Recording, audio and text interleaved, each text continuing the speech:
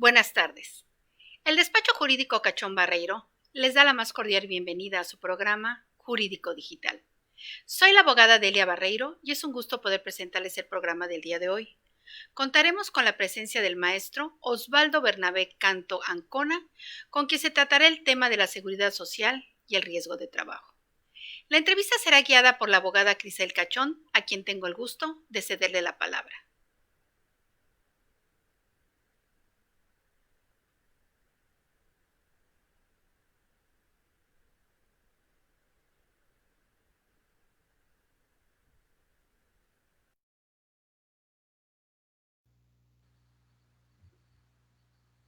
Bien.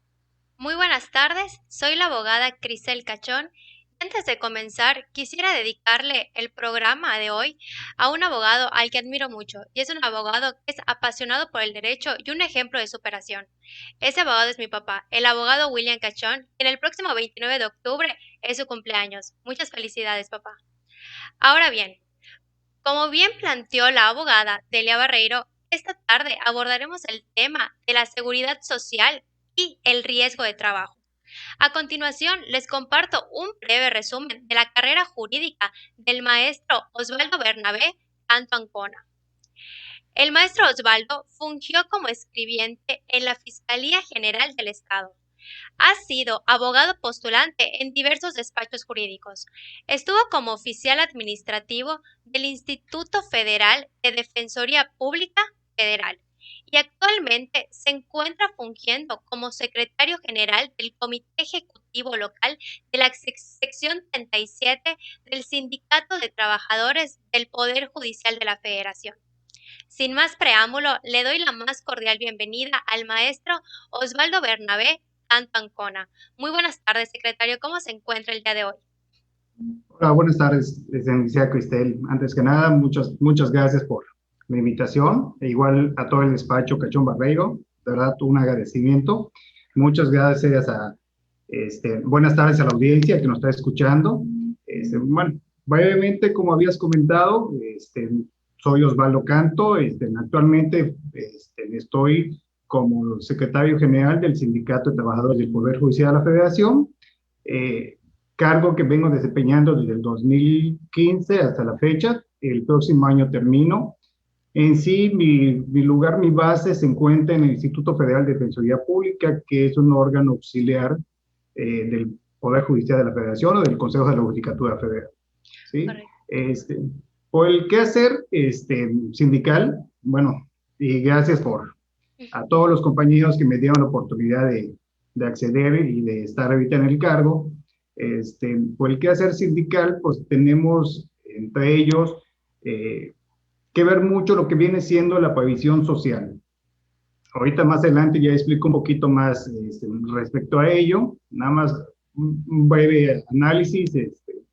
El Sindicato de Trabajadores del Poder Judicial de la Federación es un sindicato nacional, el cual tiene como líder nacional al licenciado Jesús Hilberto González Pimentel, y estamos divididos en todos los lugares donde hay un órgano jurisdiccional, un juzgado, un tribunal, existe una sección sindical. En total somos 67 secciones y, bueno, y Mérida viene siendo la sección 37. Correcto. Muchas gracias, secretario, por hablarnos un poquito más de cómo está en el organigrama, ¿no? Y cómo está distribuida toda esta parte. Ahora bien, para poder hacer la entrevista un poco más clara para los que nos están visualizando, dividiremos en dos secciones la parte de preguntas, siendo la primera el tema de de la atención médica y las licencias, y ya en la sección 2 lo que es el riesgo de trabajo. Ahora bien, secretario, referente al tema de la atención médica y las licencias, ¿podría decirnos a qué tienen derecho los derechohabientes del ISSSTE? Ok, sí, claro, perfecto. A ver, bien, nada más para hacer una distinción, ¿no? Sí, claro. El artículo 123 constitucional que nos otorga, dice que toda persona tiene derecho a un trabajo digno, y allá nos amparan los derechos al trabajo, a la protección social, el derecho sindical, a la administración laboral y al derecho procesal del trabajo. Bueno, viene englobado ahí. Pero este artículo 123 nos marca dos tipos de empleados. Tenemos el empleado que está en el apartado A, que Ujú, que es el empleado que depende de la iniciativa privada, vamos a ponerlo así, ¿no? Que es el correcto, que cotiza al IMSS, al Instituto Mexicano de Seguro Social, y en este caso son los que, por ejemplo, adquieren su vivienda en el Infonavit. claro. Ok. Ahora, del que vamos a platicar el día de hoy y de que realmente pues, vamos a desarrollar el tema, son los que están dentro del apartado B, que son los trabajadores que tienen que ver con los poderes de la Unión, con el gobierno federal. Ok, Correcto. bueno, un buen análisis, obviamente el artículo 123 nos marca que tenemos ciertos derechos. O sea, los trabajadores tenemos derecho, por ejemplo, a una jornada máxima de 8 horas, Ujú, tenemos derecho a vacaciones, tenemos derecho a la sindicalización y tenemos derecho ahí a la seguridad social. Y ahí correcto. nos vamos más, la seguridad social, ¿en qué sentido? Tenemos un instituto, que es el Instituto de Seguridad y Servicios Sociales de los Trabajadores del Estado, o con sus siglas llamado ISSSTE, el cual nos dan ciertos derechos o ciertas prestaciones, Ujú, y los que nos interesan mayormente vienen siendo eh, la unidad, bueno, lo que viene siendo la proporción de medicina, ok, riesgos de trabajo, lo que viene siendo la cesantía de edad avanzada, vejez, retiro, invalidez. Obviamente, ¿a quienes el ISSSTE les presta este tipo de servicios? A los empleados que dependen del gobierno federal, correcto. de las dependencias federales, a los que dependen del Congreso de la Unión, de la Cámara de Diputados y Senadores, a los que pertenecen al Poder Judicial de la Federación, a la Fiscalía General de la República, a órganos jurisdiccionales autónomos, e incluso algunos congresos del Estado que tengan convenio con el ISSSTE Ujú, también son atendidos por él, ¿sí? Y lo correcto. importante aquí es que el ISSSTE debe prestar un servicio de calidad, oportunidad y equidad. Bueno, Ah, ¿a muchas qué tiene gracias. Sí, derecho? Mira, tiene derecho a la medicina preventiva.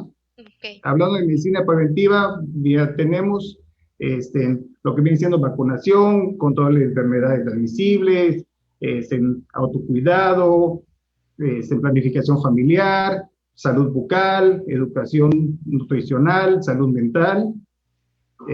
También tienen derecho a lo que viene siendo la atención médica, que, que nos los dan desde el punto de vista de medicina familiar, ya medicina de especialidades, hematología, oncología, cirugías, bueno, a todo eso, bueno, y ya nos vamos también a lo que viene siendo riesgo de trabajo, invalidez, correcto, pensiones y todo lo demás, ¿no? Y eso ahorita lo tocamos en el otro tema. correcto. Bueno, ok. Bien, Desde el punto, sí, no, sí, pero disculpe que lo interrumpa. No, sabes, está bastante bien lo que cubre lo que es el ISSSTE, ¿no? Porque igual luego a veces les queda esta duda de que, ¿será que me cubra la parte bucal? Sí, sí te lo cubre, ¿no? Como usted me mencionó, la parte bucal, la parte oncológica. Entonces, gracias por puntualizar estos puntos para que los que son afiliados sepan igual a que tienen derecho. Continúa, abogado, y disculpe la interrupción. no te preocupes. Bueno, desde el primer momento que ya formas parte de ya es empleado de una dependencia federal, automáticamente te dan de alta en el ISSSTE. Ok. Ok, una vez que ya te den de alta en el ISSSTE, al igual que tú, pues, te quitan una cuota de prestación, la cual es integrada al ISSSTE, también ya tienes derecho a utilizar, bueno, las prestaciones que acabo de mencionar. Bueno, pero también tienes derecho a asegurar también a tu esposa, a tu cónyuge, o a tu concubina. Tienes derecho a asegurar a tus hijos menores de edad, a tus hijos mayores de edad, que, bueno, hasta los 25 años, siempre y cuando estén cursando estudios de medio superior y superior, y que pues no se encuentren casados y que tengan dependencia económica del padre. Tienen también derecho los hijos que tengan alguna discapacidad físico-mental, tienen también derecho a las hijas que se encuentren embarazadas, pero que sea menor de edad y que dependan económicamente de los padres, ¿no? Igual tenemos en que puedes asegurar a tus ascendientes, siendo también en este caso tus padres o tus abuelos. Ah, correcto. Entonces, para puntualizar esta parte de el trabajador a quien tiene derecho a afiliar al ISSSTE, entonces pueden ser los hijos que sean, si son hijos mayores, que sean de 25 años, pero que sigan estudiando, las hijas embarazadas que sean menores de edad, ¿es correcto? Es correcto. Correcto. Sí, ¿Puede sí. repetirnos otra vez a quién más para que le quede todavía más claro a la audiencia, por favor? Ok, bueno, ¿qué tal si te parece? Te digo, bueno, sí, para dar un poquito más de información, te digo a qué persona tiene derecho a afiliar y qué o cuáles son los requisitos que deben llevar para afiliar a esa persona. Ah, correcto, muy bien, mucho mejor. Muchas gracias, ¿Sí? secretario. Claro que sí.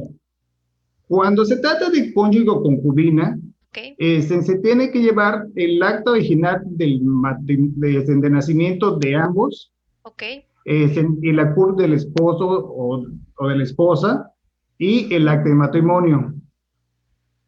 ¿Sí? Cuando se trata de, bueno, concubina con hijos, con el acta de nacimiento del hijo, porque ahí, bueno, ya se ve la cuestión del concubinato, ¿no? Al claro, compartir la parte potestad, y tienen que llevar también el acta de nacimiento de la concubina y el CUR de la concubina o concubino, ¿no? claro. Cuando es sin hijos, se tiene que llevar el acta de nacimiento del CUR del concubino y tienes que demostrar con un acta testimonial expedida por persona con fe pública que existe esta relación de concubinato con un mínimo de 5 años. Ah, correcto. En caso de los hijos menores de 18 años, con el original del acta de nacimiento y el CUR del hijo. Ujú, Cuando se trata de la hija menor de 18 años porque se encuentra embarazada, es lo mismo, es el acta de nacimiento de la hija, ujú. con el SUCUR, y un acta testimonial expedido por la persona con fe pública, que puede ser un notario público, en donde acredite o haga constar que la hija se encuentra embarazada y que depende económicamente Ah, del derecho correcto, bien. correcto. ¿Sí? En este caso, cuando son los hijos mayores de 18 años hasta la edad de 25 años, tienen que llevar el acta de nacimiento y el CURP del hijo y una constancia expedida por la escuela donde en el hijo esté cursando sus estudios, y ellas sí son muy puntuales en el lista en pedir que esa acta tenga cuál es el ciclo escolar y cuándo inicia y cuándo termina ese ciclo escolar, incluso señalando el día, mes y año, Ah, cuando empieza y cuando termina. Tratándose de hijos mayores de 18 años que tengan discapacidad física, tienen que llevar el acta de nacimiento del hijo y el CURP y un certificado de incapacidad físico-mental emitida por el instituto, por el mismo ISSSTE, ¿no? Por los médicos claro, del mismo ISSSTE. correcto. ¿Ok? Y en caso de los ascendientes, pues es lo mismo, ¿no? El acta de nacimiento CURP del ascendiente, el original del acta de nacimiento del derechohabiente, y la constancia testimonial expedida por alguien que tenga fe pública, donde conste la dependencia del ascendiente o del papá, que depende económicamente del derechohabiente del hijo, ¿no? Ah, correcto. Bueno, ahora, nada más es importante señalar que, por ejemplo, actualmente existe la unificación de los servicios de salud. Ujú, Entonces es importante que si alguno de estos, el ascendiente o alguna persona ya cuenta con una seguridad social, o que ya tenga un IMSS o tenga ISABI, ujú. no se le podrá dar de alta como derechohabiente del ISSSTE. No puede tener dos tipos de seguridad social. Ah, ok, correcto. ¿Sí? Bueno, y bueno, ¿cómo se hace ese trámite? Esto es llevar los documentos, y bueno, vamos a bueno, dar información.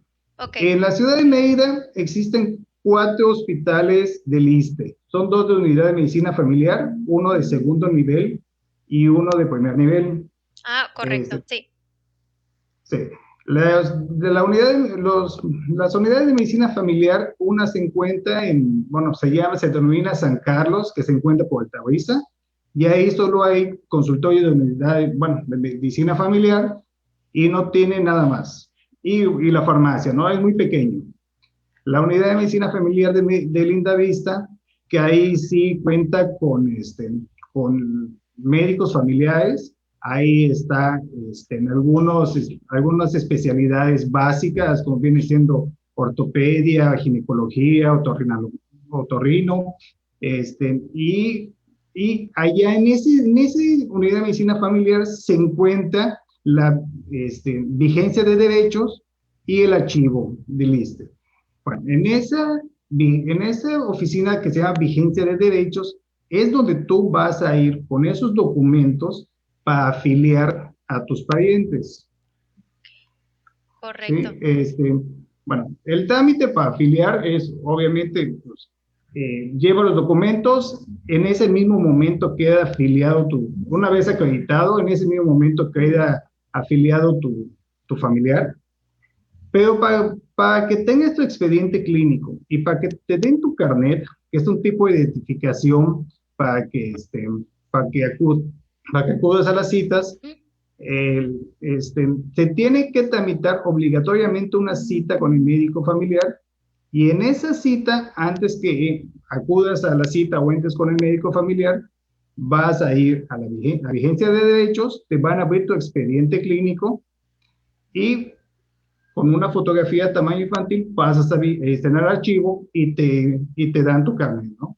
Para nada más, ya es el trámite normal y después ya las demás consultas, pues las consultas se pueden agendar tanto vía telefónica o por vídeo de internet, ¿no? Y bueno, digo, en la unidad de medicina familiar de Linda Vista también hay áreas de urgencias y ahí pues, también pueden acudir en dado caso de cualquier urgencia. Ah, Bueno, correcto. Sí, ah, qué bueno que está apuntando estas partes, sobre todo para que la gente que esté escuchando pueda saber qué documentos, qué requisitos se necesita y a dónde puede acudir, ¿no? Sobre todo igual esta parte que comentó de que, bueno, yo quiero dar de alta a mis papás. Sí, pero pues tus papás ya cuentan con INSABI o ya tienen IMSS, no, ya no tienen derecho porque no pueden estar afiliados al IMSS y al ISSSTE o al INSABI y al ISSSTE, ¿no? Y qué bueno que mencionaste qué tamaño de la fotografía para que igual cuando lleguen digan, es que tu fotografía es más grande de lo que se pidió y que nos esté puntualizando todos esos requisitos que son bastante importantes. Muchas gracias, secretario. Sí, continúe. sí, le digo, igual hay un hospital de segundo nivel, Ok. ahí se llama Clínica Médica Susula, se encuentra sobre Periférico antes de llegar al Congreso del Estado, y ahí se encuentran dando servicios de especialistas un poquito más, bueno, con más especialidad, ¿no? O sea, ya tienen, e incluso es un hospital de médico público-privado, tienen equipos muy buenos, además creo que los mejores equipos con los que cuentan la atención médica acá en Mérida, lo tienen en la clínica Mérida Susulá.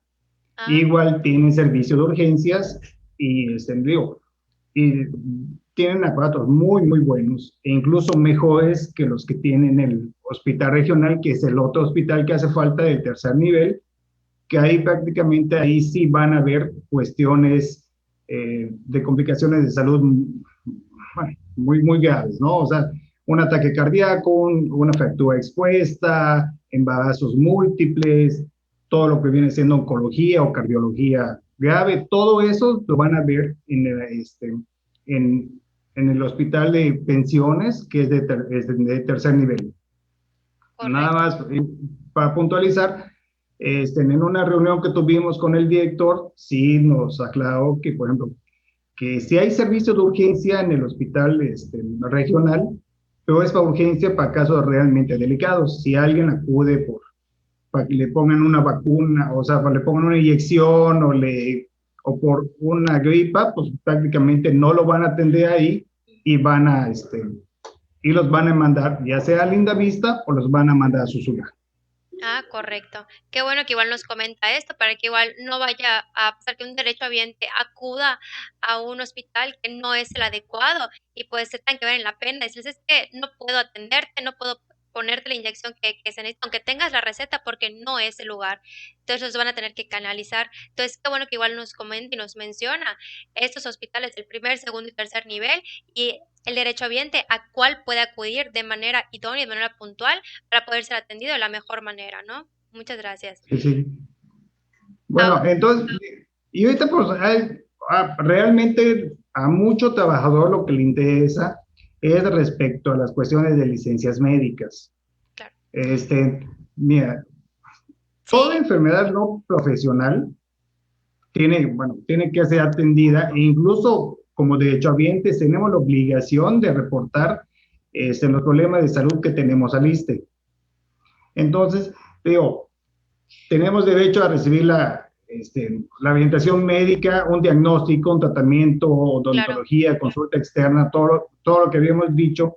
Y la licencia médica la podemos tener hasta, bueno, por el tiempo que dure la enfermedad o Correcto. por 52 semanas. Ah, qué bueno. Y ahorita que menciona esta parte precisamente de la licencia médica, secretario, ¿ante quién se puede tramitar una licencia médica? Aprovechando que tocó el tema.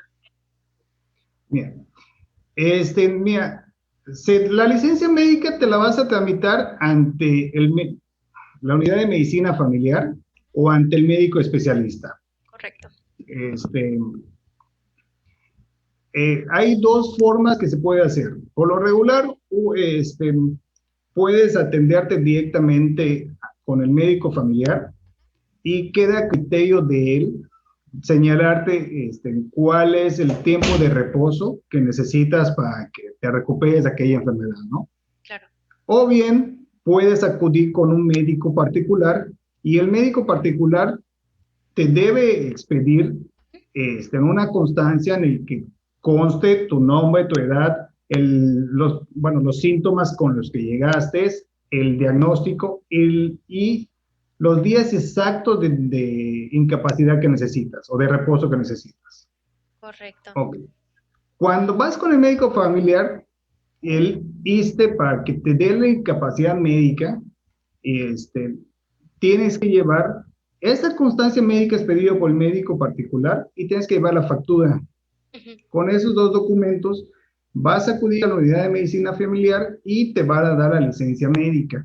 Es importante igual checar el momento que te entreguen la licencia médica, los datos que señalan, que sean correctos, Claro. porque puede variar que no pongan bien tu nombre, que esté incompleto, que no esté bien puesto el diagnóstico, que los días con los que te van a dar concuerden en letra y número, porque cuando lleves esta incapacidad al trabajo, puede ser que te lo rechacen porque no están bien los datos, ¿no? Y sí, ahí sí es importante Claro. checar todos esos datos. Claro, entonces, que los derechohabientes se fijen muy bien que al momento que les pasen esta licencia médica, revisar los datos, que el nombre sea correcto, que si les ponen una semana, 7 días, en 8 días, que coincida número y letra para que no vayan a tener problema al momento de presentarse en el trabajo. ¿Es correcto? Sí, sí, es correcto. E incluso ahí te manejan te ponen de tal fecha a tal fecha. Y te Correcto. digo, y a veces ahí, muchas veces hay el error de que no cuentan bien los días y te ponen uno más o uno menos, ¿no? Claro. Y al fin y al cabo es rechazada la incapacidad. Así es. Ahora bien, señor secretario, ¿a cuánto tiempo tienen derecho los trabajadores de esta licencia médica? Ah, muy buena pregunta. Mira, por enfermedad no profesional, tienen derecho dependiendo de los años de servicios que tengan. Ah, Si correcto. tienen menor a un año de servicio, tienen derecho a 15 días al 100%, 15 días al 50% y después, si continúa tu incapacidad médica, ya no te van a pagar, ya no te vas a recibir sueldo. Ah, ok. Los que tienen de 1 a 5 años tienen derecho a 30 días al 100%, 30 días al 50%, después ya no te pagan. Los que tienen de 5 años a 10 años de servicio tienen derecho a 45 días al 100%, 45 días al 50%, después ya no van a percibir salario. Y los que tienen más de 10 años de servicio tienen 60 días al 100% y 60 días al 50%. Ah, correcto. Qué bueno que puntualiza esto, porque sí muchas veces los derechohabientes luego desconocen esto, ¿no? Porque piensan, bueno, yo ya tengo 2 años, para ellos, bueno, 2 años sí es bastante tiempo, sí, pero acorde al tiempo que lleves laborando, es al que tienes derecho, lo que es esta parte de la licencia médica. Gracias, señor secretario, por habernos puntualizado esta parte. Ahora bien, si le llegan a dar de baja a un trabajador, pierde automáticamente esta parte de la atención médica. Mira, a ver, perdón, nada más se me pasó a comentar algo. Sí, sigue, Este, adelante. de ese tiempo que tienen derecho a los 15, 30, 45, 60 días, al 100 y al 50, Ok, ese tiempo se va a contar por el año, bueno, se le conoce como año ISSSTE, ¿no? Cuando te dan de alta por primera vez en el ISSSTE, te van a dar alta, vamos a poner un ejemplo, el 15 de septiembre. correcto. Del 15 de septiembre por ejemplo, de este año, el 15 de septiembre del otro año, tienes esos 60 días al 100 y al 50. Ujú. Obviamente, llegando al año ISSSTE, se cortan estos 60 días y vuelven a comenzar a correr otros 60 días. Correcto. Sí, entonces ahí sí es importante verificar bien cuántos años de antigüedad tienen, por si llegan a tener alguna pues, enfermedad no profesional, Claro. Que sea bastante tiempo, o incluso, por ejemplo, todas las licencias que se acumulen durante ese año siguen contando de manera continua, no porque me den 10 ahorita y 20 en 6 meses se rompe ese espacio. ¿No? Ah, ok. Se va acumulando esos días de incapacidad y cuando son exactamente al 15, 30, 45, 60, ya te dejan de pagar el 100% y te empiezan a pagar el 50% y después ya no te van a pagar. ¿No? Ah, perfecto. Entonces, para dejar Y clara esta parte, disculpe, en que lo interrumpan esa parte de lo de los días. Por ejemplo, si el derechohabiente se enferma y tiene derecho a los 60 días pagados. Se enferma en enero, se enferma 30, le dan su licencia por 30 días, ya le están contando esos 30 días de los 60 que tiene derecho en el año. ¿Es así? Y después, por ejemplo, si ya después sí, es así. en octubre, vuelve a tener alguna licencia y es por 60 días, ya le van a descontar lo que son los 30 días que tiene derecho al 100% y ya los otros 30 van a ser al 50%. Es así, ¿no? Sí, bueno, te Más digo, o menos. bueno, son, te digo, son 60 acumulados, brincando Claro, esos 60, tienes otros 60 al 50% y después ya no te van a pagar. Y claro, ahí sí es importante que saquen la cuenta. Primero, que sepa bien su antigüedad claro, y dos, que saquen bien la cuenta de cuántos días llevan acumulados. claro. Y la licencia te la pueden otorgar en la unidad de medicina familiar, ya sea de 7 en 7 días o el médico familiar te lo puede dar hasta 28 días, pues ya depende del criterio del médico. Y bien, cuando pasas a un especialista, bueno, ¿cómo llegas a un especialista en el ISSSTE? Ujú. Cuando tienes una enfermedad que necesitas, bueno, ya pasar con un médico especialista, el médico familiar te manda a hacer estudios clínicos y ya con el resultado de esos estudios clínicos, él ya a su criterio hace una hoja de referencia y te manda con el especialista que corresponda.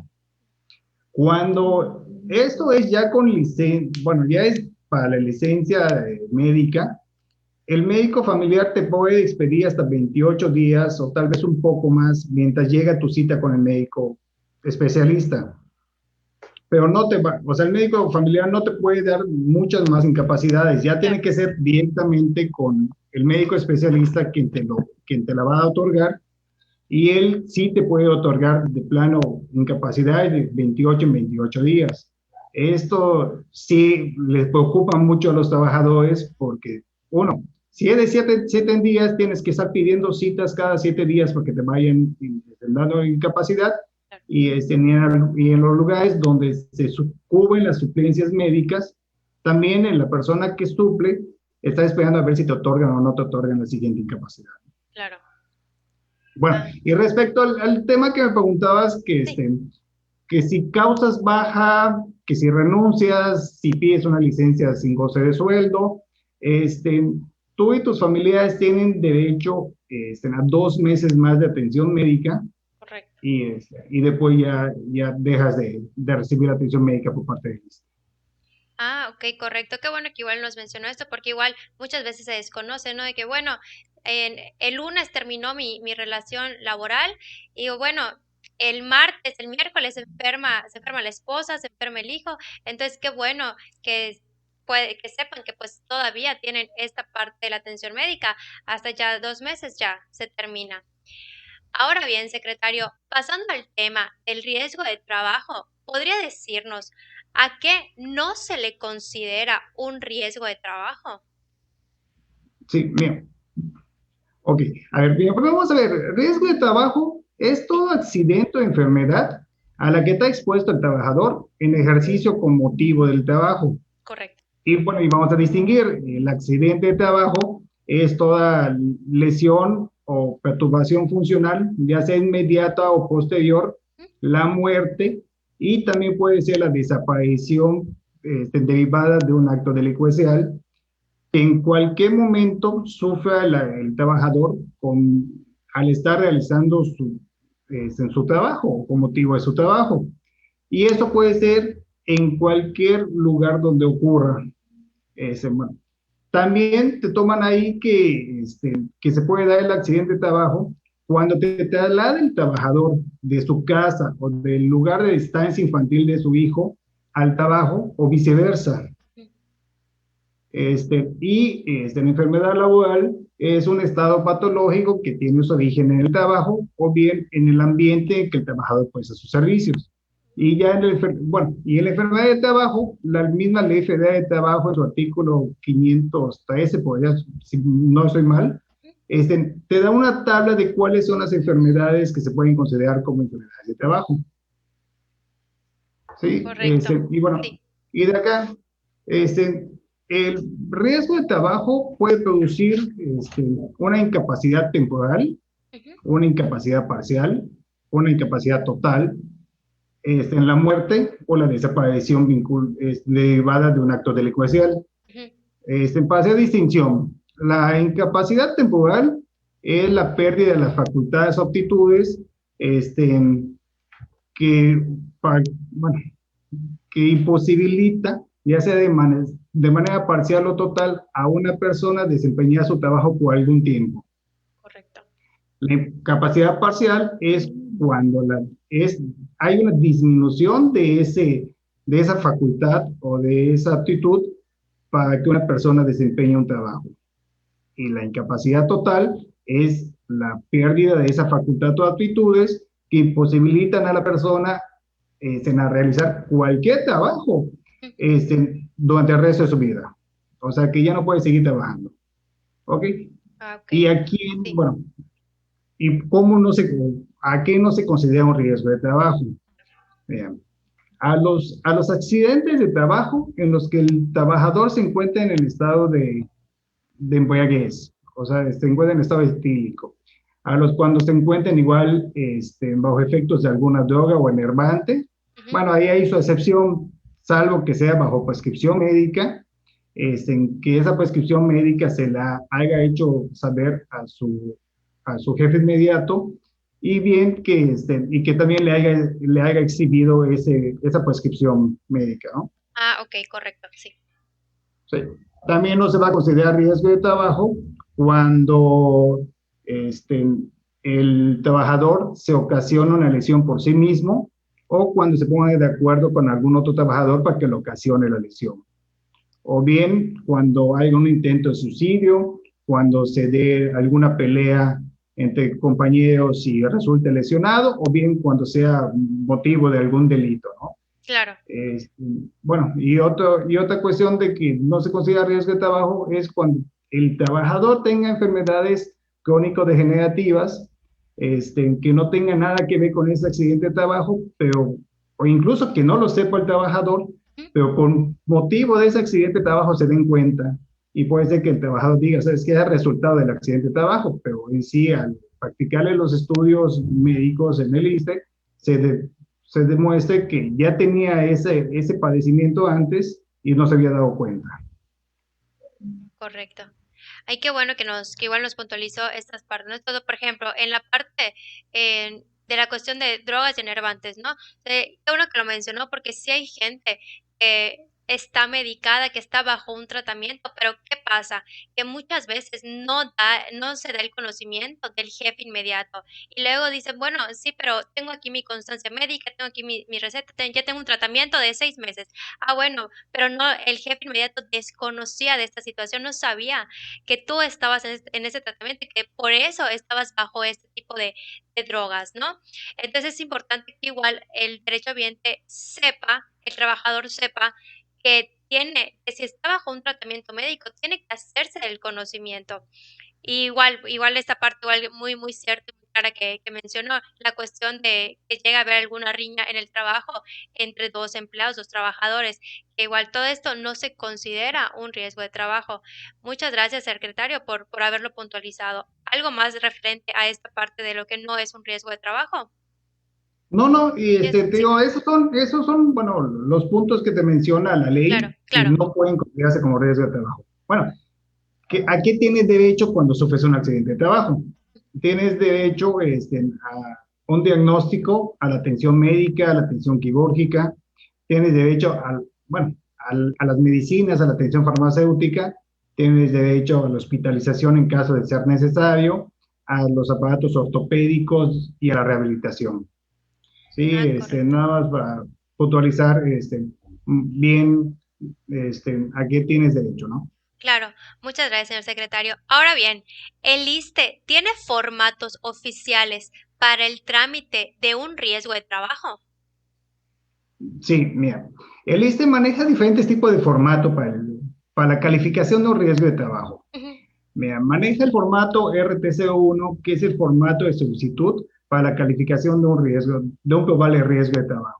En sí, con ese formato RTC1 es con el que se inicia formalmente el trámite ante la subdelegación de prestaciones, bueno, para determinar un posible riesgo de trabajo. Bueno, vamos a explicar esto de subdelegación de prestaciones, ¿qué es, no? Ujú. Dentro del ISSSTE, dentro del aparato del ISSSTE está la unidad médica, o también tiene una unidad administrativa. Correcto.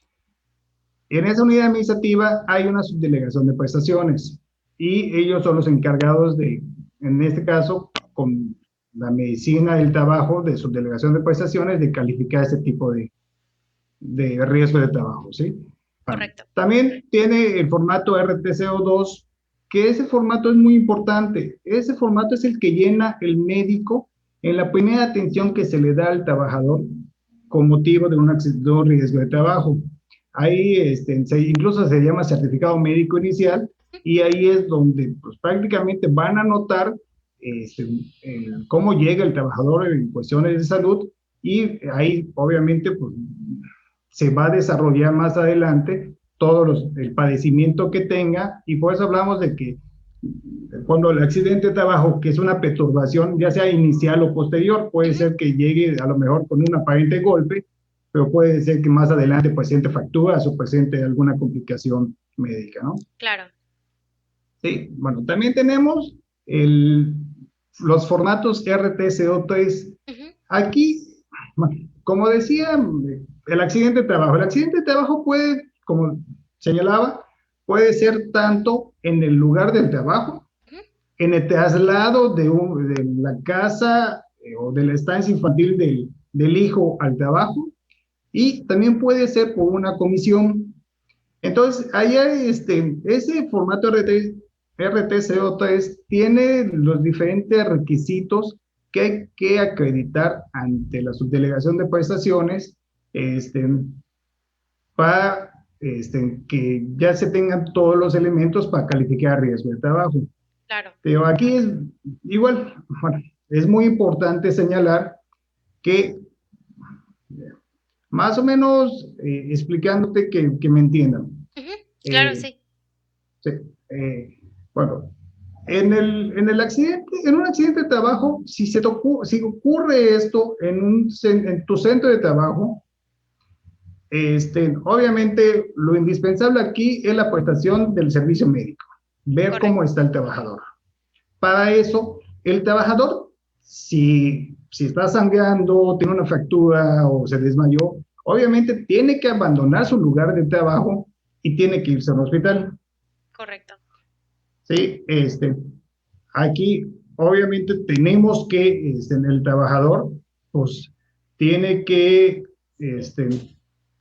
abandonar el lugar de trabajo y para que no tenga responsabilidad, hay que darle el aviso al jefe inmediato, ¿no? Para que no diga que el trabajador abandonó su lugar de trabajo y se le puede incluso iniciar un procedimiento de responsabilidad. Claro. Lo mismo es importante aclarar para la cuestión del traslado. Ok. Ahora, en esta parte de lo que usted menciona, del riesgo de trabajo de traslado, ¿este se puede dar de cualquier manera? ¿Perdón? En el riesgo de trabajo de traslado, ¿se puede dar de cualquier manera? A ver, sí, a ver. Ese es otro tema muy importante que incluso sí quiero puntualizar muy bien. Por Claro. lo regular, y al menos dentro del Poder Judicial de la Federación, y me imagino que en otros dependencias federales, bueno, aquí nos manejamos que la Constitución nos dice, ustedes tienen horarios de 8 horas laborales.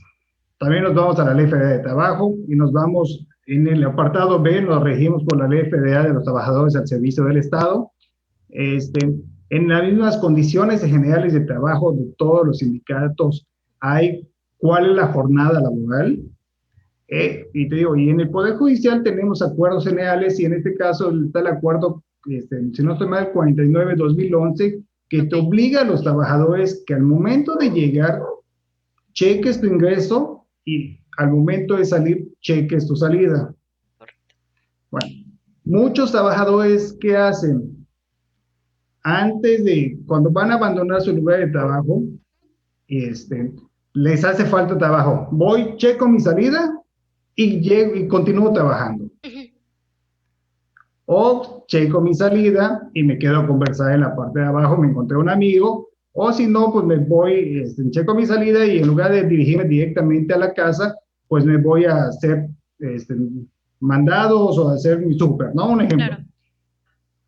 Digo, entre los requisitos que tenemos del formato RTC3, te pide que indiques en un croquis cuál es el recorrido que haces de tu casa al trabajo, de la casa o de la estancia infantil al trabajo, Okay. Y del trabajo a la estancia infantil a buscar a tus hijos o a la casa, ¿no?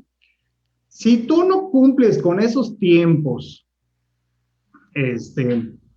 exactos, ¿sabes qué? Un ejemplo, chequeé a las 6 y yo a las 6:05 estaba dirigiendo a mi casa y ahí me sucedió el accidente de tránsito,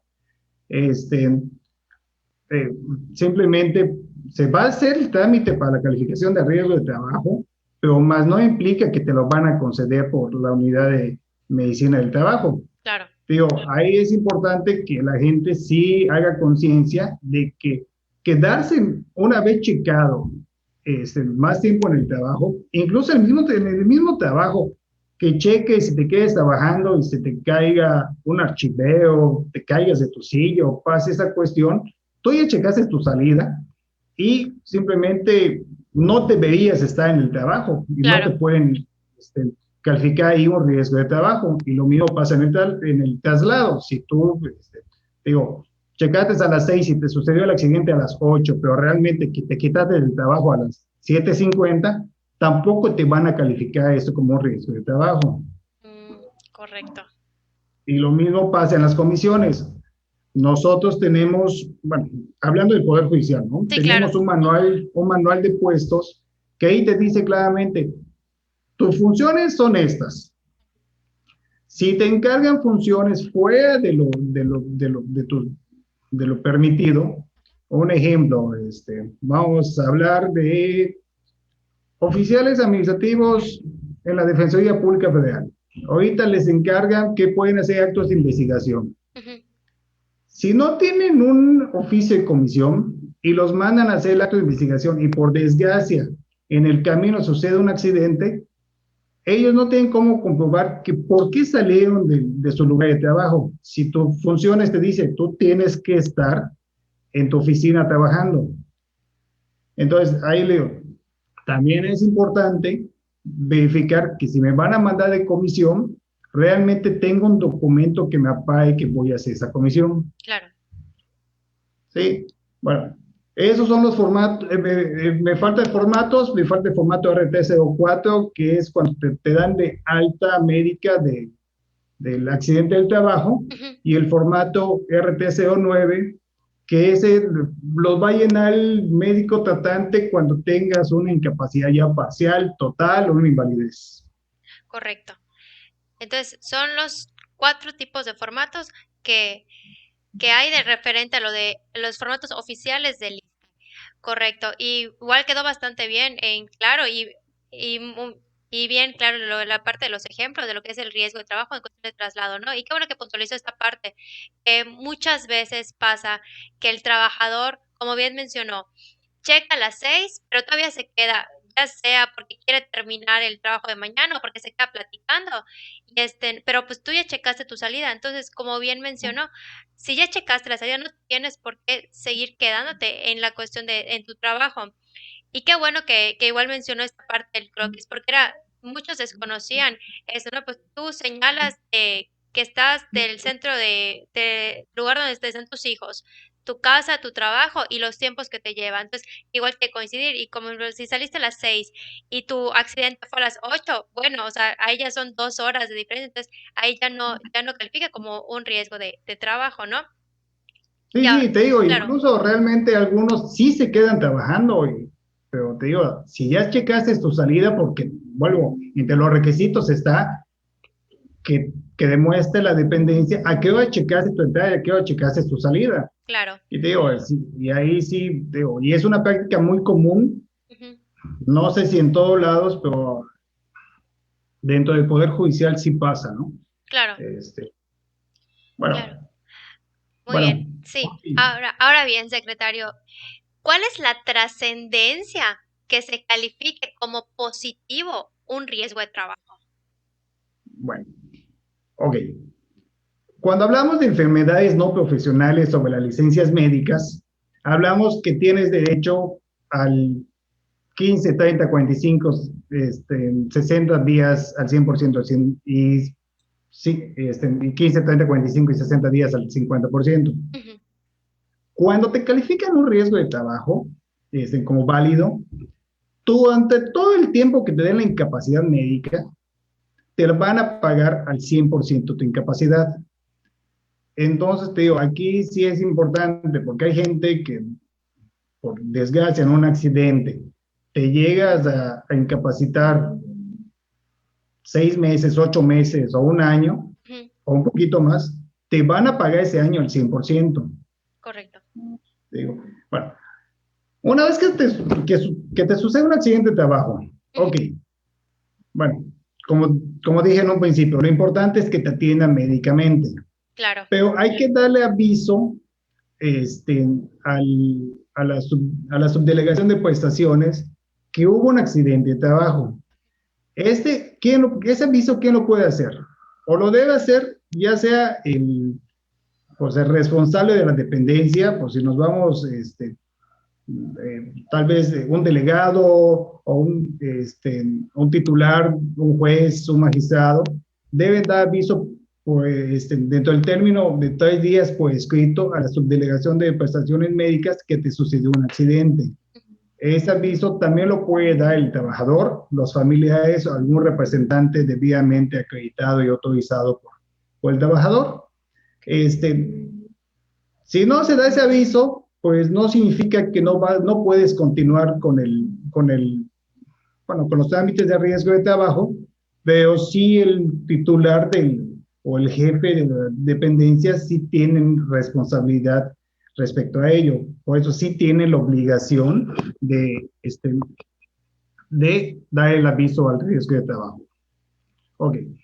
Eso respecto al aviso de riesgo de trabajo. Ahora ujú, vamos a hablar sobre la calificación de riesgo de trabajo. claro. Este, para iniciar los trámites para la calificación de riesgo de trabajo, esto lo tiene que hacer ya sea el trabajador o sus familiares. Y esto lo debe hacer dentro de los 30 días hábiles a cuando ocurrió el accidente de trabajo.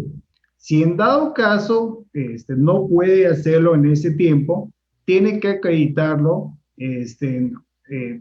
cuál es la causa fortuita o la causa de fuerza mayor que impidió iniciar esta calificación del accidente de trabajo, ¿no? Bueno, más o menos, ¿cuáles son los trámites? Lo primero, aunque te hayas atendido de manera particular, tienes que también acudir a la unidad de medicina familiar para que un médico certifique la primera atención médica, como habíamos dicho antes, y asiente todos los, las cuestiones o el diagnóstico médico que él señale. Este es uno de los formatos que hay que tener. El otro formato es el formato RTC1, que prácticamente ahí asienta la cuestión de datos personales y datos laborales del trabajador. Y una vez que el trabajador lo llena, tiene frente y reverso, solo tiene que llenar el frente. Correcto. Y este formato tiene que tener forzosamente la firma, el nombre del director de recursos humanos de la dependencia y tiene que tener el sello de recursos humanos de la dependencia. ¿Ok? Igualmente, se tiene que hacer un acta administrativa de cómo sucedió el accidente. Digo, ahí una persona del trabajo, un superior jerárquico, un jefe inmediato, ahí tiene que levantar el acta administrativa, tiene que señalar cómo sucedió el accidente de trabajo, a qué hora le dio un aviso, qué testigos hubo, todo lo concerniente al riesgo de trabajo. Digo, eso, bueno, una vez que se tengan estos 3 documentos, se tiene que ir, perdón, el RTC1 y el RTC2 es original y copia, y con el acta administrativa tienen que acudir a la subdelegación de prestaciones del instituto. Okay. Y tiene que presentarlo. Como quedamos, es de los 30 días hábiles para presentar esta documentación. Una vez que lo presenten, tienen 10 días hábiles para requisitar todos los requisitos que te pide el RTCO3. Ok, correcto. ¿Sí? Bueno, y ya de ahí, pues nos vamos a que la unidad de medicina de la subdelegación de prestaciones va a calificar riesgo de trabajo. Y si hay riesgo de trabajo, pues se lo va a comunicar tanto al trabajador como a la dependencia, y por lo regular le avisan a la unidad a unidades administrativas o a la Dirección General de Recursos Humanos para que hagan todos los trámites correspondientes. Ah, correcto. Qué bueno que nos mencionó toda esta parte, sobre todo lo que nos mencionó de que las actas vienen por ambos lados, solo debe de llenar una, tiene que tener el sello del director de recursos humanos, la firma.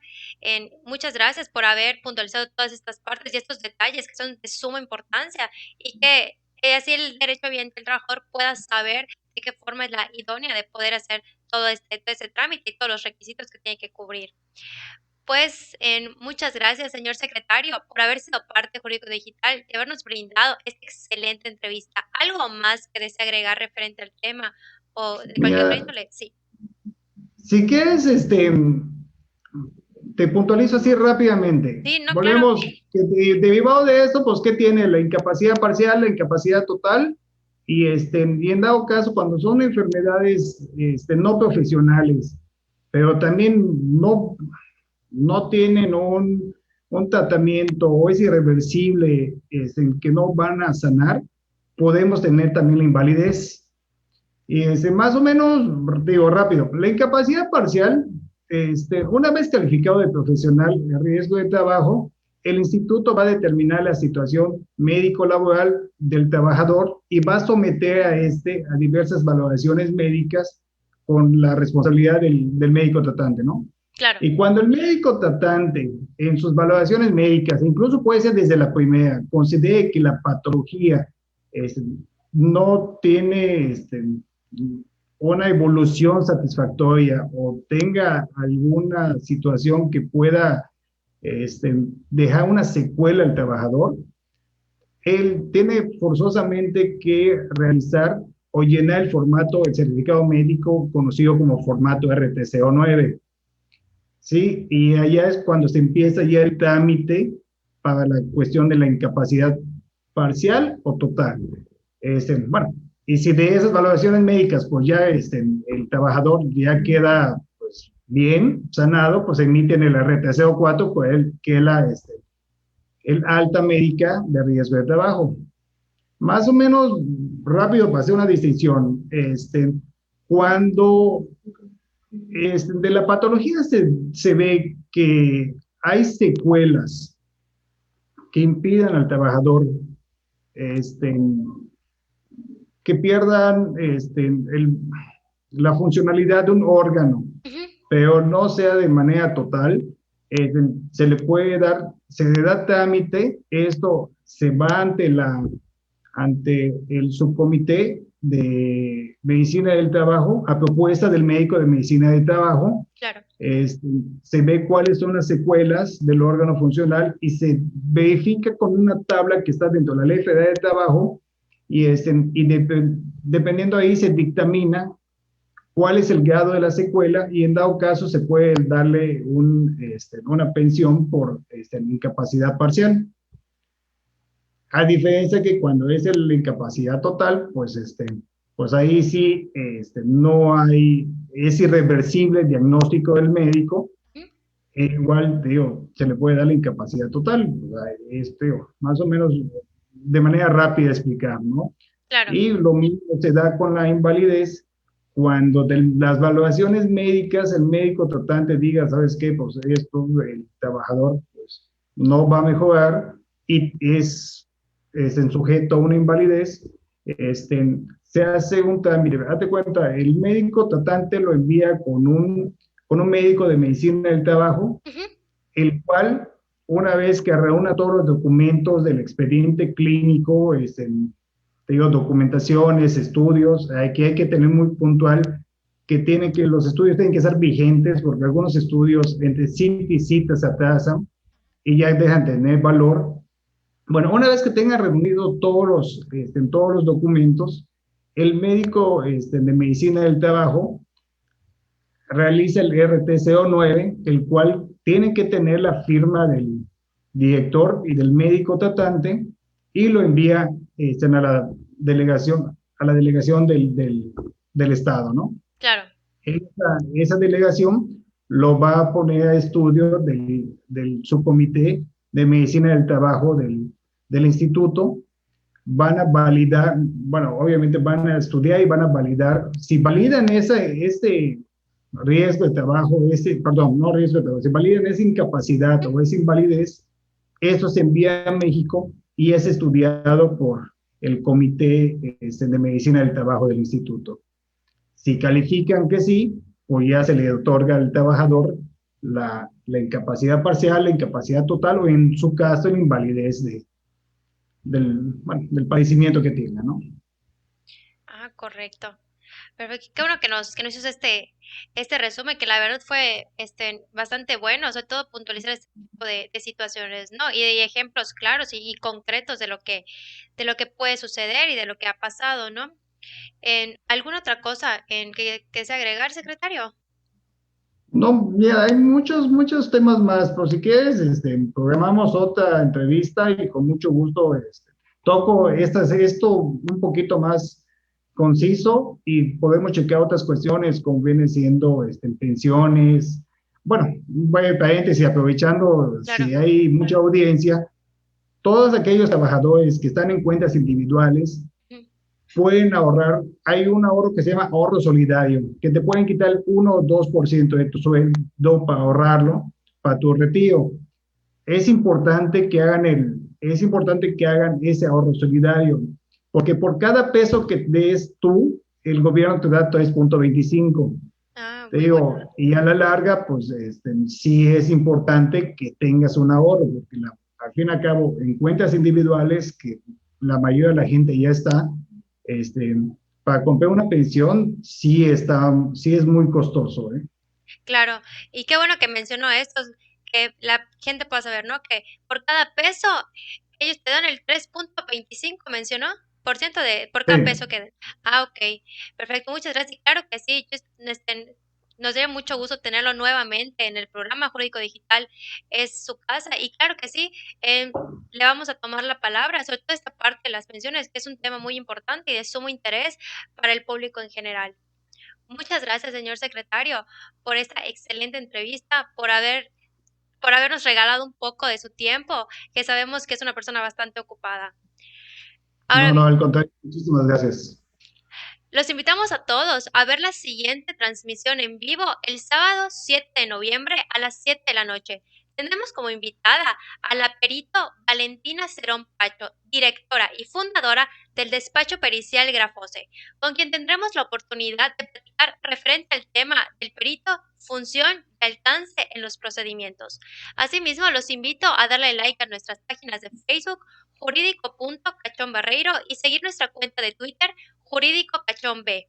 Puedes ponerte en contacto con nosotros y agendar una cita a través de los siguientes números: el 99 92 42 03 80 y al 99 92 76 10 41. O bien puedes enviarnos un correo electrónico con todas tus dudas. Igualmente puedes agendar una cita por este medio a juridicocachón@gmail.com. Recuerda, la salud es la mayor posesión, la alegría es el mayor tesoro y la confianza el mayor amigo. Lao Tse, muy buenas noches. Buenas noches.